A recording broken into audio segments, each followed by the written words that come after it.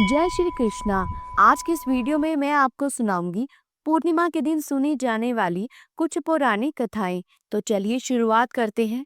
सबसे पहले सत्य भगवान की कहानी से। एक गांव में दादी पोती थी जिनके यहाँ सत्य भगवान की कहानी सुनने का नियम था। एक कलश में जल भरकर और फूल रखकर वह कहानी कहा करती थी। सत्य भगवान का नाम लेकर अर्घ दिया करती थी।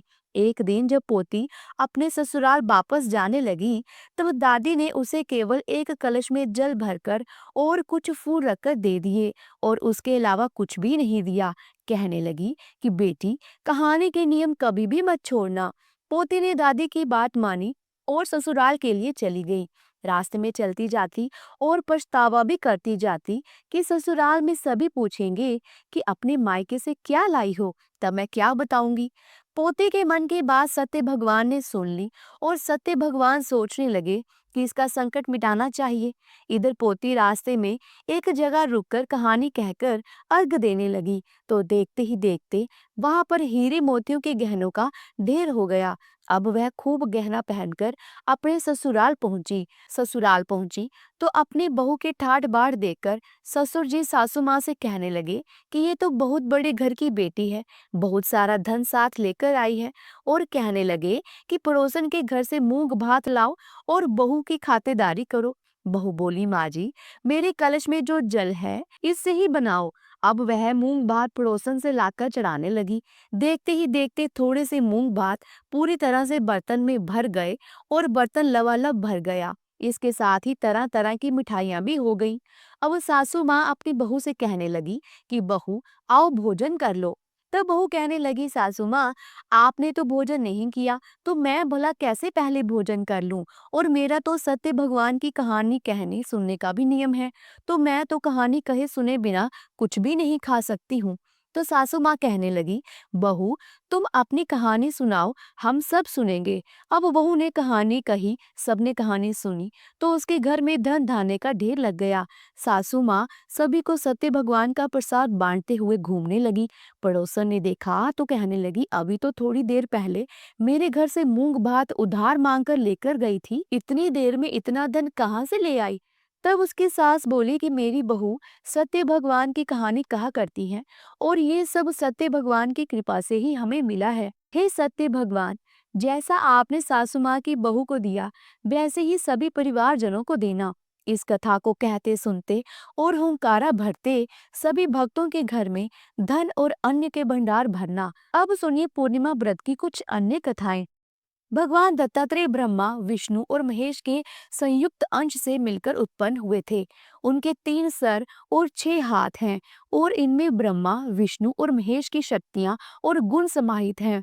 सतयुग की बात है, एक बार देव ऋषि नारद जी पृथ्वी पर भ्रमण करके भगवान शंकर, विष्णु जी और ब्रह्मा जी से मिलने स्वर्ग लोक पहुंच गए, किंतु उनकी भेंट वहां पर त्रिदेवों में से किसी से भी नहीं हुई। और देव ऋषि की भेंट त्रिदेवियों अर्थात त्रिदेवों की पत्नियों देवी लक्ष्मी, पार्वती जी और सरस्वती जी से हो गई। नारद जी ने तीनों देवियों को प्रणाम किया।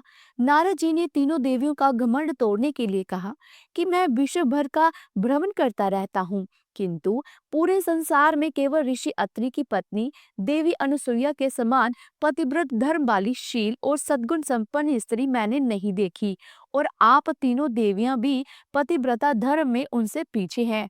नारद जी की बात सुनकर तीनों देवियों के अहम को ठेस पहुंची, क्योंकि वह समझती थी कि हमारे समान पतिव्रता स्त्री इस संसार में कोई और हो ही नहीं सकती। तब नारद जी तो वहां से चले गए, जिसके बाद त्रिदेव वहां पर आए और उनको सती अनसुईया का पतिव्रत धर्म नष्ट करने के लिए कहा। तब विवश होकर तीनों देव देवी अनसुईया का पतिव्रत धर्म को भंग करने के लिए पृथ्वी लोक पर आ गए, परंतु संयोगवश त्रिदेव एक ही समय पर ऋषि अत्रि के आश्रम में आ पहुंचे। तीनों देवताओं का एक ही उद्देश्य था, केवल अनसुईया के पतिव्रत धर्म को नष्ट करना। तीनों ने मिलकर एक उपाय सोचा कि हम ऋषियों के वेश में माता अनसुईया से भिक्षा मांगेंगे, और तीनों ने मुनियों का वेश धारण करके आश्रम के प्रवेश द्वार पर भिक्षा के लिए आवाज लगाई। आवाज सुनकर माता अनसुईया बाहर आई और तीनों ऋषियों को प्रणाम किया। जब देवी भिक्षा देने लगी तो तीनों ने भिक्षा लेने से इनकार कर दिया और कहा कि पहले आप हमें भोजन कराएंगे, तभी हम आपसे भिक्षा लेंगे, नहीं तो नहीं लेंगे। तीनों ऋषियों की बात सुनकर देवी अनसुईया कहने लगी कि ठीक है, जैसी आपकी आज्ञा। तब तक आप तीनों स्नान आदि से निर्विघ्न होकर आइए और मैं तब तक भोजन तैयार कर देती हूँ। जिसके बाद तीनों देव स्नान करके आश्रम में वापस आ गए। देवी अनसुईया ने कई प्रकार के व्यंजन बनाए और आसन बिछा दिया और कहा कि हे मुनियों, अब कृपा करके आसन ग्रहण कीजिए और भोजन कीजिए। इस पर तीनों देव बोले, हम तभी आसन ग्रहण कर सकते हैं जब तुम प्राकृतिक अवस्था अर्थात बिना वस्त्रों के ही हमें भोजन कराओगी, नहीं तो हम तुम्हारे द्वार से भूखे ही चले जाएंगे। तीनों ऋषियों की बात सुनकर देवी अनसुईया बहुत क्रोधित हो गई, किंतु पतिव्रत धर्म के कारण वह त्रिदेवों की चाल समझ गई। जिसके बाद देवी अनसुईया ने अपने पति ऋषि अत्रि के चरणोतक को त्रिदेवों के ऊपर छिड़क दिया, जिससे त्रिदेव छोटे छोटे बच्चों के रूप में आ गए। तब जाकर उनकी शर्त के अनुसार देवी अनसुईया ने अपने कपड़े उतारकर उन्हें स्तनपान कराया। स्तनपान कराने के बाद तीनों बालकों को अलग अलग पाले में भी सुला दिया और उन्हें झुलाने लगी। बहुत समय बीत जाने पर उधर स्वर्ग लोक में जब त्रिदेव नहीं पहुंचे तो त्रिदेवियों को चिंता होने लगी और त्रिदेवों को खोजती हुई माता अनसुईया के आश्रम में आ पहुंची। सती अनसुईया से त्रिदेवों के बारे में पूछने लगी। तब उन्होंने बताया कि आप तीनों देवियों के पति इस पाले में विश्राम कर रहे हैं। आप इनमें से अपने पति को पहचान लीजिए और ले जाइए। किंतु तीनों बालकों के मुख एक समान होने के कारण वह उन्हें नहीं पहचान सके। तब देवी लक्ष्मी जी ने बड़ी चालाकी से अपने पति को उठाया तो वह भगवान शिव निकले, जिस पर उनका बहुत उपहास उड़ाया गया। यह देखकर तीनों देवियों का घमंड चूर चूर हो गया और वे माता अनसुईया के पैरों में पड़कर माफी मांगने लगी और अपने पति को वापस लौटाने की प्रार्थना करने लगी। तब माता ने कहा कि इन तीनों ने मेरा स्तनपान किया है, इसलिए इन्हें किसी न किसी रूप में तो मेरे पास रहना ही होगा। जिसके बाद तीनों देवों के अंश में से एक विशिष्ट बालक का जन्म हुआ।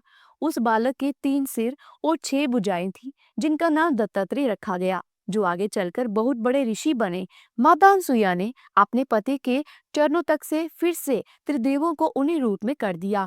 तब त्रिदेव ने उन्हें प्रणाम किया और देवी अनसुईया से कहा कि आज से आप हमारी माता के रूप में जानी जाएंगी। ऐसा कहकर त्रिदेव अपनी पत्नियों सहित स्वर्ग लोक को वापस चले गए। अब सुनिए मार्गशीर्ष पूर्णिमा की कथा। द्वापर युग में एक बार यशोदा जी ने भगवान श्री कृष्ण से कहा, हे कृष्ण, तुम तो सारे संसार के रचयिता और पालनहार हो। आज कोई ऐसा उपाय मुझसे कहो जिससे करने से स्त्रियों को सुख और सौभाग्य की प्राप्ति हो और उनकी सभी मनोकामनाएं भी पूर्ण हो। तब श्री कृष्ण कहने लगे, हे माते, मैं आपको एक उपाय विस्तार पूर्वक बताता हूँ। सौभाग्य की प्राप्ति के लिए सभी स्त्रियों को मार्गशीर्ष पूर्णिमा का यह व्रत अवश्य ही करना चाहिए। श्री कृष्ण ने कहा कि इस धरती पर एक राजा चंद्रहास की अनेक प्रकार के रत्नों से परिपूर्ण कार्तिका नाम की नगरी थी। वहां पर धनेश्वर नाम का एक ब्राह्मण था। उसकी पत्नी अति सुशील और रूपवती थी। दोनों इस नगरी में बड़े प्रेम के साथ रहा करते थे। घर में धन धान्य की कोई कमी नहीं थी। उन्हें केवल एक ही दुख था कि उनकी कोई संतान नहीं थी। इस कारण वे दोनों पति पत्नी हमेशा दुखी रहा करते थे। एक समय एक तपस्वी उस नगरी में आया। वह तपस्वी उस ब्राह्मण के घर को छोड़कर अन्य घरों से भिक्षा लेकर भोजन किया करता था। एक दिन हमेशा की तरह वह तपस्वी भिक्षा में मिले हुए अन्न को बड़े ही प्रेम पूर्वक खा रहा था कि धनेश्वर ने योगी का ये सब काम देख लिया। वह योगी के पास आया और हाथ जोड़कर कहने लगा, महात्मन, आप सभी घरों से भिक्षा लेते हैं, परंतु मेरे घर की भिक्षा आप कभी नहीं लेते। इसका क्या कारण है? तब योगी महाराज ने कहा कि निसंतान के घरों की भीख पतितों के अन्न के समान होती है और जो पतितों का अर्थात पापियों का अन्न खाता है वह खुद भी पापी हो जाता है। क्योंकि तुम निसंतान हो, इसलिए पतित हो जाने के भय से मैं तुम्हारे घर की भिक्षा नहीं लेता हूँ। धनेश्वर ये बात सुनकर अपने मन में बहुत दुखी हुआ। हाथ जोड़कर योगी महाराज के पैरों में गिर पड़ा और कहने लगा, महाराज, अगर ऐसा है तो आप ही मुझे पुत्र प्राप्ति का कोई उपाय बताइए। आप तो सर्वज्ञ हैं, मुझ पर अवश्य ही कृपा कीजिए। मैं संतान ना होने के कारण अत्यंत दुखी हूँ। कृपया आप मेरे इस दुख को दूर कीजिए। तब योगी महाराज कहने लगे, हे ब्राह्मण, तुम देवी चंडी की आराधना करो। तब घर आकर उसने अपनी पत्नी से सारा वृतांत कहा और तपस्या करने के लिए स्वयं वन में चला गया।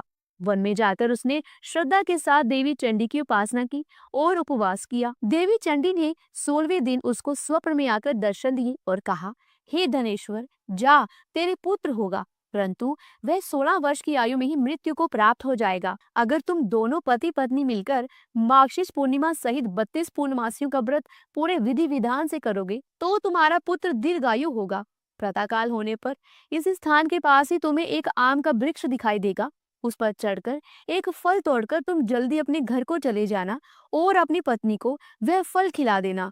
ऋतु स्नान के बाद वह स्वच्छ होकर श्री शंकर जी और श्री विष्णु जी का ध्यान करके उस फल को खा लेगी। तब भगवान की कृपा से उसे गर्भ ठहर जाएगा। जब वह ब्राह्मण प्रातःकाल उठा तो उसने उस स्थान के पास ही आम का एक वृक्ष देखा जिस पर एक अत्यंत सुंदर फल लगा हुआ था। धनेश्वर उस वृक्ष पर चढ़ गया और उसने वह फल तोड़कर अपनी पत्नी को लाकर दे दिया। उसकी पत्नी ने अपने पति के कहे अनुसार उस फल को खा लिया और वह गर्भवती हो गई। देवी की असीम कृपा से उसे 9 महीने बाद एक सुंदर पुत्र प्राप्त हुआ जिसका नाम उन्होंने देवीदास रखा। माता पिता के हर्ष के साथ ही अब वह बालक बढ़ने लगा। देवी की कृपा से वह बालक बहुत ही सुंदर, सुशील और पढ़ने में बहुत ही निपुण हो गया। देवी की आज्ञा के अनुसार उसकी माता ने 32 पूर्णमासी का व्रत रखना शुरू कर दिया था जिससे उसका पुत्र बड़ी आयु वाला हो जाए। तब पूर्णिमा व्रत के प्रभाव से ब्राह्मण और ब्राह्मणी के पुत्र का बाल भी बांका नहीं हुआ और वह दीर्घायु वाला हो गया। उसका विवाह होने पर वह भी अपनी पत्नी के साथ मिलकर पूर्णिमा का व्रत रखने लगा और सच्चे मन से भगवान विष्णु, भगवान शिव और देवी चंडी की उपासना करने लगा। भगवान श्री कृष्ण कहते हैं कि हे माता, 32 पूर्णिमाओं के व्रत के प्रभाव से धनेश्वर पुत्रवान हो गया। जो भी स्त्रियां इस व्रत को रखती हैं फिर जन्म जन्मांतर में वैधव्य का दुख नहीं भोगती और सदैव सौभाग्यवती रहती हैं। तो बोलिए भगवान विष्णु जी की जय, माता लक्ष्मी जी की जय। तो प्रिय श्रोताओं, ये थी माघी माह की पूर्णिमा में सुनी जाने वाली व्रत कथा। उम्मीद करती हूँ कि आपको ये कथा अच्छी लगी होगी। अगर वीडियो अच्छी लगी है तो वीडियो को लाइक करें, शेयर करें और अगर चैनल पर पहली बार आए हैं तो चैनल को सब्सक्राइब करके बेल आइकन के बटन को जरूर प्रेस कीजिएगा। इससे ये होगा कि जो भी नई वीडियो मैं अपलोड करूंगी वह सबसे पहले आपको मिल जाएगी। जल्दी मिलती हूँ एक नई धार्मिक भरी वीडियो के साथ। तब तक के लिए राधे राधे।